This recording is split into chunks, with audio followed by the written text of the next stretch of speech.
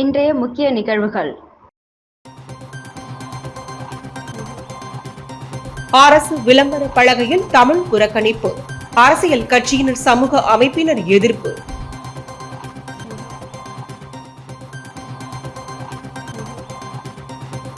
அரசு விளம்பரங்கள் தமிழில் வைக்க வேண்டும், அனைத்து துறைகளுக்கும் மீண்டும் அறிவுறுத்தப்படும் என முதலமைச்சர் விளக்கம்.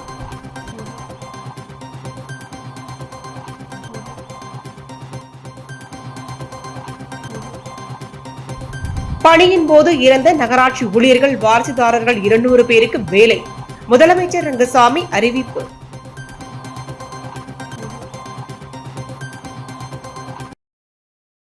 யோகா விழாவிற்காக புதுச்சேரி நகரம் முழுவதும் அரசு சார்பில் வைக்கப்பட்டுள்ள விளம்பர பலகைகளில் தமிழ் மொழி புறக்கணிக்கப்பட்டு இந்தி மொழி மட்டும் இடம்பெற்றிருந்தது சர்ச்சையை ஏற்படுத்திய நிலையில் தமிழக வாழ்வுரிமை கட்சியினர் இந்தி வார்த்தைகளை கருப்பு மையால் அழித்து தங்களது எதிர்ப்பினை தெரிவித்தனர். சர்வதேச யோகா தினம் வரும் ஜூன் 21ஆம் தேதி நடைபெறவுள்ள நிலையில் அதற்கான முன்னோட்டமாக யோகா திருவிழா நாளை புதுச்சேரி கடற்கரை சாலையில் உள்ள காந்தி திடலில் நடைபெற உள்ளது. இதற்காக அரசு சார்பில் நகரம் முழுவதும் விளம்பர பதாதைகள் வைக்கப்பட்டுள்ளன. ஆனால் அந்த பதாதைகளில் அனைத்து அறிவிப்புகளும் இந்தியில் மட்டுமே இடம்பெற்றுள்ளது பெரும் சர்ச்சையை ஏற்படுத்தியுள்ளது.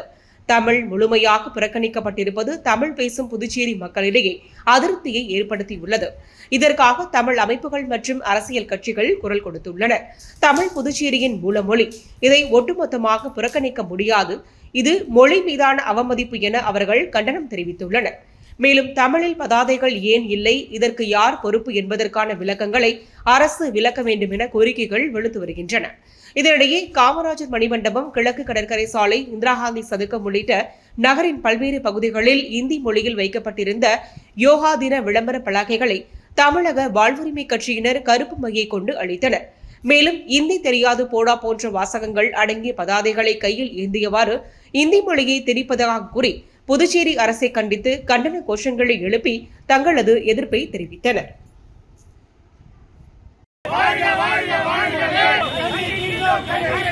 இந்தி மொழியை திணிக்கின்ற அனுமதியோ அனுமதியோ அனுமதியோ அனுமதியோ அனுமதியோ வெட்கக்கேடு வெட்கக்கேடு வெட்கக்கேடு வெட்கக்கேடு புதுச்சேரியில் இந்தியை திணிப்பது.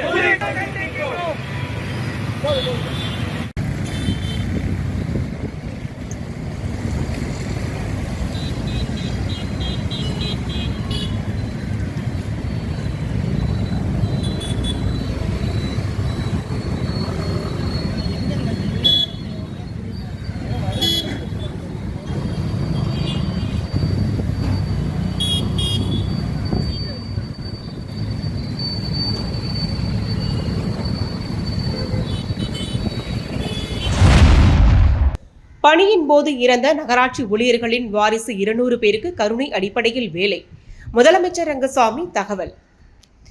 மத்திய அரசின் நமஸ்தே திட்டத்தின் கீழ் உழவர்கரை நகராட்சி மற்றும் ஜென்ட்ரோபோடிக் இன்னோவேஷன்ஸ் பிரைவேட் லிமிடெட் நிறுவனம் இணைந்து நகர்ப்புற உள்ளாட்சி அமைப்புகளில் சாக்கடை மற்றும் கழிவுநீர் தொட்டிகளை அபாயகரமான முறையில் சுத்தம் செய்வதை தடுப்பது குறித்து தூய்மை பணியாளர்களுக்கான திறன் மேம்பாட்டு பயிற்சி பட்டறையை கருவடிக்குப்பம் காமராஜர் மணிமண்டபத்தில் இன்று நடத்தினார்.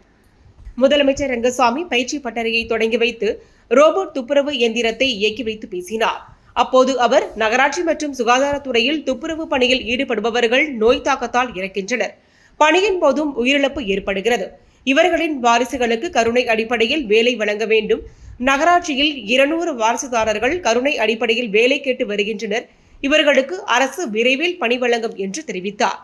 இந்நிகழ்ச்சியை துவக்கி வைத்தவர் நிகழ்ச்சியில் பொதுப்பணித்துறை அமைச்சர் லட்சுமி நாராயணன், ஆதிதிராவிடர் மற்றும் பழங்குடியினர் நலத்துறை அமைச்சர் சாய்ஜே சரவணகுமார், உள்ளாட்சித்துறை அரசு செயலர் கேசவன், புதுச்சேரி மாவட்ட ஆட்சியர் குலோத்துங்கன், தேசிய துப்புரவு பணியாளர்கள் நிதி மற்றும் மேம்பாட்டுக் கழகம் நிர்வாக இயக்குநர் பிரபாத் குமாரசிங், உள்ளாட்சித்துறை இயக்குநர் சக்திவேல், ஆதிதிராவிடர் மற்றும் பழங்குடியினர் நலத்துறை இயக்குநர் இளங்கோவன், உழவர்கரை நகராட்சி ஆணையர் சுரேஷ்ராஜ், புதுச்சேரி நகராட்சி ஆணையர் கந்தசாமி, பொதுப்பணித்துறை தலைமை பொறியாளர் வீரசெல்வம் மற்றும் ஜென் ரோபோட்டிக்ஸ் நிறுவனர் ரஷீத், ஜான் கல்வின், சுரேஷ்குமார் ஆகியோர் கலந்து கொண்டனர்.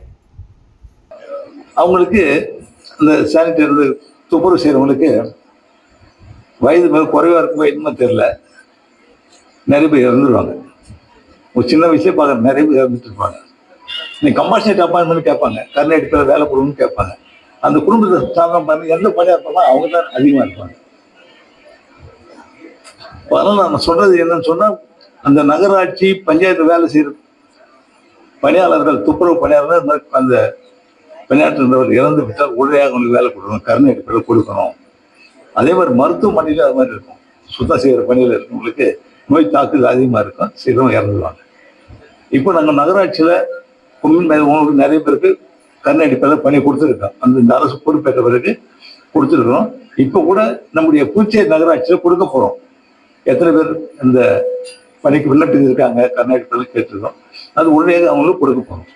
புதுச்சேரி நகராட்சி பணியாற்றி இறந்தவர்களுடைய குடும்பத்தை சார்ந்த வாரிசுதாரர்களுக்கு உடனடியாக வேலை வழங்கப்படும் என்பதை நேற்று நான் உங்களுக்கு தெரிவித்துக் கொள்கிறேன். இன்னும் கொஞ்சம் 170 பேர் 200 பேர் இருப்பாங்கன்னு நினைக்கிறேன். அவங்க கொடுக்க பட்டியல் எடுத்திருக்காங்க. விரைவாக அவங்களுக்கு அந்த பணி கொடுக்கப்படும். புதுச்சேரியில் யோகா திருவிழாவிற்காக அரசு சார்பில் வைக்கப்பட்டிருந்த விளம்பர பலகைகளில் இந்தி மட்டுமே இருந்த நிலையில் அதனை தமிழர் உரிமை பாதுகாப்பு இயக்கத்தினர் கிழித்து எறிந்து மத்திய மாநில அரசுகளுக்கு எதிராக கண்டன முழக்கங்களை எழுப்பினர். சர்வதேச யோகா தினம் வரும் ஜூன் 21ஆம் தேதி நடைபெறவுள்ள நிலையில் அதற்கான முன்னோட்டமாக யோகா திருவிழா நாளை புதுச்சேரி கடற்கரை சாலையில் உள்ள காந்தி திடலில் நடைபெறவுள்ள நிலையில் நிகழ்ச்சி நடைபெறும் மேடை மற்றும் அதனை சுற்றிலும் முழுக்க இந்தியில் வைக்கப்பட்டிருந்த பேனர்களை தமிழர் உரிமை பாதுகாப்பு இயக்கத்தினர் கிழித்து எறிந்து மத்திய மாநில அரசுகளுக்கு எதிராக கண்டன முழக்கங்களை எழுப்பினர். தொடர்ந்து சம்பவ இடத்திற்கு வந்த போலீசார் சமாதான பேச்சுவார்த்தை நடத்தி கலைய செய்தனர். மேலும் போராட்டம் நடத்தியதை தொடர்ந்து பேனர்கள் அனைத்தும் தமிழில் மாற்றம் செய்யவும் நிகழ்ச்சி ஏற்பாட்டாளர்கள் நடவடிக்கை எடுத்து வருகின்றனர்.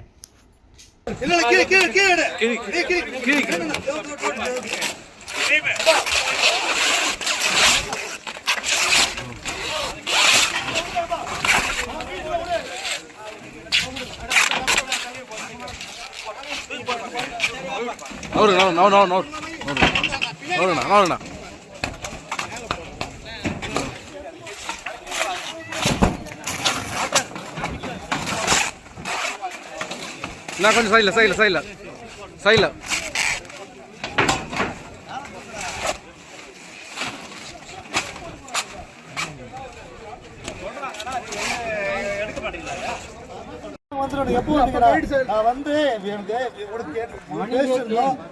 நேற்று நைட்டே சொல்லிட்டாங்க சார், நாங்கள் எடுத்துட்டு இருக்கோம். சரி, அதுக்காக நான் விட்டுட்டு போயிட்டேன். அப்பதான் உங்களை பார்த்து கையெழுத்து. அரசின் அனைத்து நிகழ்வு மற்றும் விளம்பரங்களில் தமிழில் பெயர் பலகை வைக்க அனைத்து துறைகளுக்கு மீண்டும் அறிவுறுத்தப்படும் என முதலமைச்சர் ரங்கசாமி தெரிவித்துள்ளார். புதுச்சேரியில் யோகா திருவிழாவிற்காக அரசு சார்பில் வைக்கப்பட்டிருந்த விளம்பர பலகையில் தமிழ் புறக்கணிக்கப்பட்டு இந்தி மட்டும் இடம்பெற்றிருந்தது. இதற்கு பல்வேறு சமூக அமைப்பினர் எதிர்ப்பு தெரிவித்து அதற்கு கண்டனம் தெரிவித்தனர். இந்நிலையில் இதுகுறித்து முதலமைச்சர் ரங்கசாமியிடம் செய்தியாளர்கள் கேட்டதற்கு அரசு நிகழ்ச்சி மற்றும் அரசு சார்ந்த விளம்பர பலகைகளை கட்டாயம் தமிழில் வைக்க அனைத்து துறைகளுக்கும் மீண்டும் அறிவுறுத்தப்படும் என்று தெரிவித்தார். ஏற்கனவே புதுச்சேரியில் அனைத்து விளம்பர பலகைகளும் தமிழில் இடம்பெற வேண்டும் என முதலமைச்சர் சட்டப்பேரவையில் அறிவித்திருந்த நிலையில் தற்போது அரசு துறைகளுக்கு மீண்டும் அறிவுறுத்தப்படும் என்று ரங்கசாமி தெரிவித்துள்ளார்.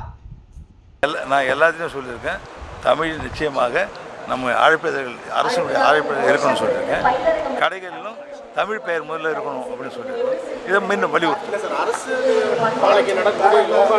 நான் எல்லா நிகழ்ச்சியுமே நமக்கு அரசானது அழைப்பதில் தமிழ் இருக்க வேண்டும், நிச்சயமாக அதில் கடைபிடிக்க வேண்டும், அதில் துறைகள் கடைபிடிக்க என்பது மிக மிகுந்த மகிழ்ச்சி.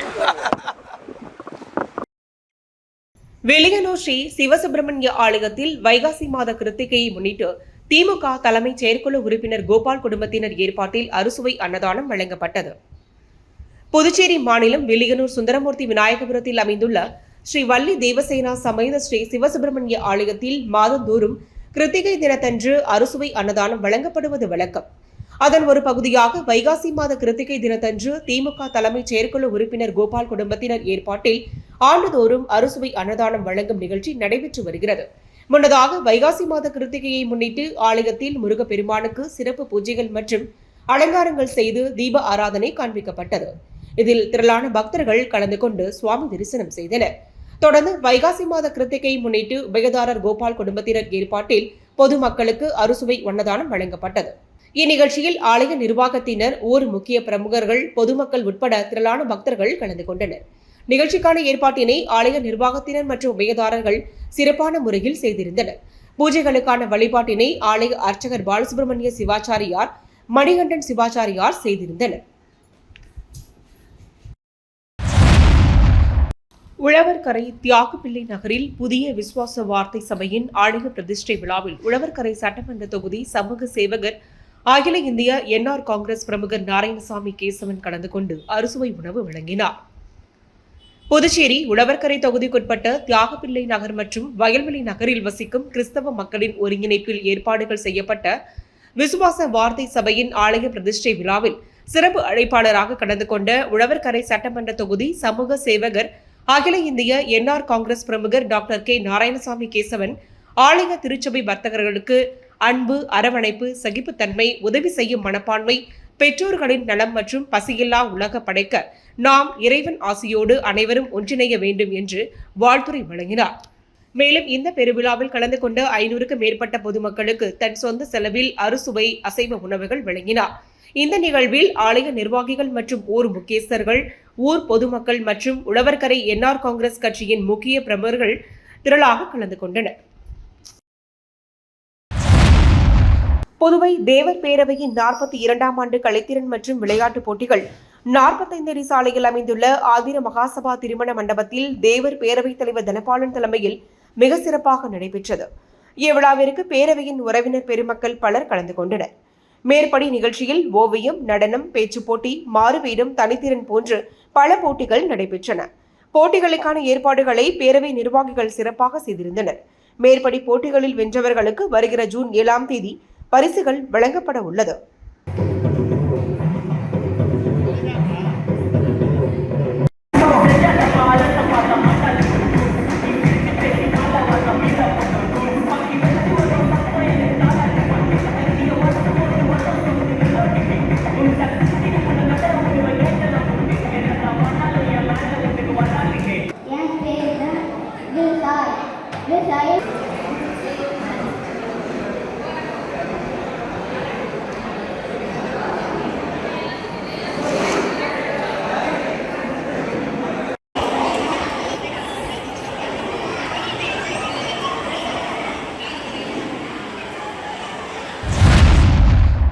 புதுவை ஐயங்குட்டிப்பாளையத்தில் அமைந்துள்ள மார்கண்டேயர் திருமணம் சார்பாக புதுவை ஆதீனம் முனைவர் ஸ்ரீ சலஸ்ரீ சந்திரசேகர் சுவாமி அவர்கள் 8ஆம் ஆண்டாக ஞாயிற்றுக்கிழமை அன்று புதுவை சித்தருடன் ஒருநாள் என்ற ஊர்வலம் நடந்தது. இதில் புதுவை, சென்னை, திண்டிவனம், விழுப்புரம், சேலம், செஞ்சி, தஞ்சாவூர், கோயம்புத்தூர், ஆந்திரா, திண்டுக்கல், திருநெல்வேலி, கிருஷ்ணகிரி, காஞ்சிபுரம், பெங்களூர் ஆகிய ஊர்களைச் சேர்ந்த சிவனடியார்கள் திரளாக கலந்து கொண்டு அகண்ட தீபம் ஏற்றி சங்குலி எக்காலம் ஒளி எழுப்பி 108 முறை எழுந்து அருள்க என்ற சித்தர் நாமத்தை, சித்தர்களின் பெயர்களை ஒன்று சேர 108 முறை ஓதி வழிபட்டனர்.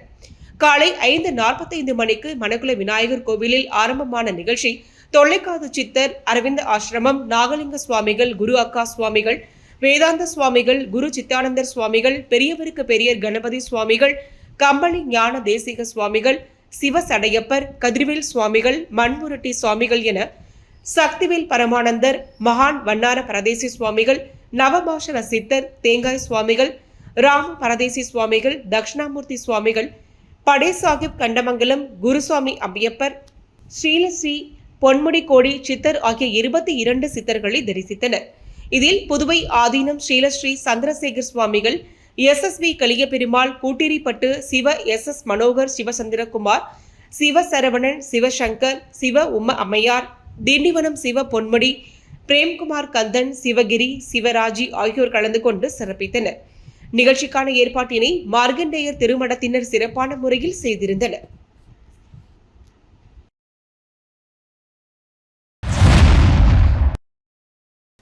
மதக்கடிப்பட்டு பாரதி தேவி ஆங்கில உயர்நிலைப் பள்ளி 10ஆம் வகுப்பு பொதுத் தேர்வில் 100% தேர்ச்சி பெற்று சாதனை படைத்துள்ளது.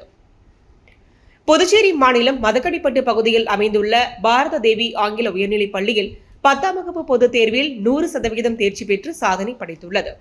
இதுகுறித்து பள்ளி நிர்வாகி இளமதியழகன் கூறுகையில், மதக்கடிப்பட்டில் கடந்த 45 ஆண்டுகளாக செயல்பட்டு வரும் எமது பள்ளி புதுச்சேரி மற்றும் தமிழகத்தைச் சேர்ந்த கிராமப்புற ஏழை எளிய மாணவர்களுக்கு ஒழுக்கத்துடன் கூறிய சிறந்த கல்வியை போதித்து வருகிறது. கடந்த கல்வியாண்டில் 10ஆம் வகுப்பு பொதுத் தேர்வு எழுதிய அனைவரும் தேர்ச்சி பெற்றனர். மாணவி காயத்ரி 483 மதிப்பெண்கள் பெற்று பள்ளியில் முதலிடம் பிடித்தார். மாணவி அப்சரா 474 மதிப்பெண் பெற்று 2ஆம் இடம், மாணவர் சரண் பிரசாத் 473 மதிப்பெண் பெற்று 3ஆம் இடம் பிடித்தனர். மேலும் 450 மதிப்பெண்களுக்கு மேல் 7 பேரும் 400க்கு மேல் 13 பேரும் தேர்வு எழுதிய அனைத்து மாணவர்களும் முதல் வகுப்பிலும் தேர்ச்சி பெற்றுள்ளனர் என்றார். பிச்சைவீரன்பேட்டில் வீர இளைஞர் கபடி குழு நடத்திய கபடி போட்டியில் வெற்றி பெற்ற அணிக்கு கோப்பையுடன் ரூபாய் 40,000 வழங்கி முனைவர் லாவண்யா பாராட்டினார். புதுச்சேரி மாநிலம் உழவர்கரை தொகுதிக்குட்பட்ட பிச்சைவீரன்பேட்டில் புதுவை மாநில கபடி சங்க அனுமதியுடன் வீர இளைஞர்கள் கபடி குழு நடத்தும் 56ஆம் ஆண்டுக்கான ஆண்கள் மற்றும் பெண்களுக்கான போட்டியை கடந்த 23ஆம் தேதி உழவர்கரை தொகுதி அமமுக மேற்கு மாநில செயலாளர் முனைவர் லாவண்யா கொடியேற்றி போட்டியை தொடங்கி வைத்தார். 3 நாட்கள் நடைபெற்ற கபடி போட்டியின் இறுதிப் போட்டி நேற்று நடைபெற்றது. இறுதிப் போட்டியில் சிறப்பு விருந்தினராக அமமுக மேற்கு மாநில செயலாளர் முனைவர் லாவண்யா கலந்து கொண்டு 2ஆம் இடம் பிடித்த அணிக்கு பரிசுக்கான வெற்றி கோப்பையுடன் ரூபாய் 40,000 வழங்கி சிறப்பித்தார். மற்றும் போனஸாக 10 வீரர்களுக்கு ஊக்கத்தொகையை ரொக்க பரிசாக வழங்கி பாராட்டினார். முன்னதாக லாவண்யாவிற்கு போட்டியை நடத்தும் நிர்வாகிகள் சால்வை மற்றும் ஆளுயர மாலை அணிவித்து மரியாதை செலுத்தினர்.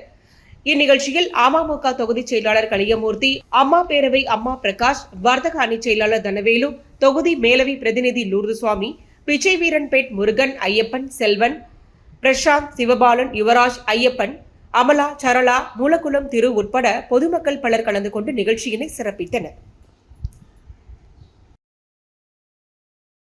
மீண்டும் இன்றைய முக்கிய நிகழ்வுகள். அரசு விளம்பர பலகையில் தமிழ் புறக்கணிப்பு, அரசியல் கட்சியினர் சமூக அமைப்பினர் எதிர்ப்பு.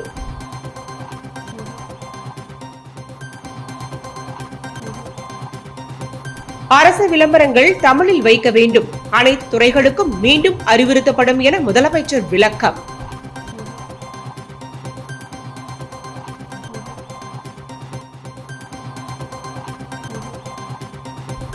பணியின் போது இறந்த நகராட்சி ஊழியர்கள் வாரிசுதாரர்கள் 200 பேருக்கு வேலை, முதலமைச்சர் ரங்கசாமி அறிவிப்பு.